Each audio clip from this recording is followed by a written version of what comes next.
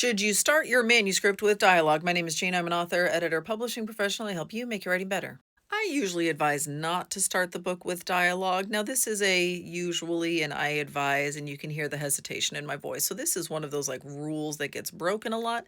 But dialogue straight out of the gate, we usually don't have enough context to understand who is talking or why it matters or whether we're supposed to be on one side of this conversation or the other or who like there's just kind of a lot of missing context and it's hard for us to jump in straight with conversation and dialogue. Now, if you are early in the drafting process and this is the thing that made sense for you to get started, just go ahead and roll with it. It's fine. Like you can revise this later. But I generally think that it is a better idea to like ground us in the setting or ground us in who this character is a little bit before you jump in with dialogue. And if you're doing like dialogue back and forth, a lot of times you're going to end up needing to like stop and explain who a lot of people are. Like it feels really choppy. I don't love that idea either of like, oh, I turned to my best friend of 15 years and explained the thing that we were going to do later today. Like, I don't love that. Are you going to find exceptions to this and people who did it extremely well? Yes.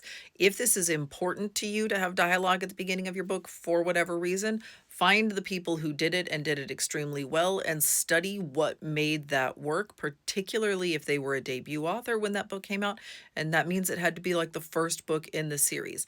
You are going to see authors much later in their career or later in the series get away with a lot of stuff that a debut author can't because the audience knows that we can trust them.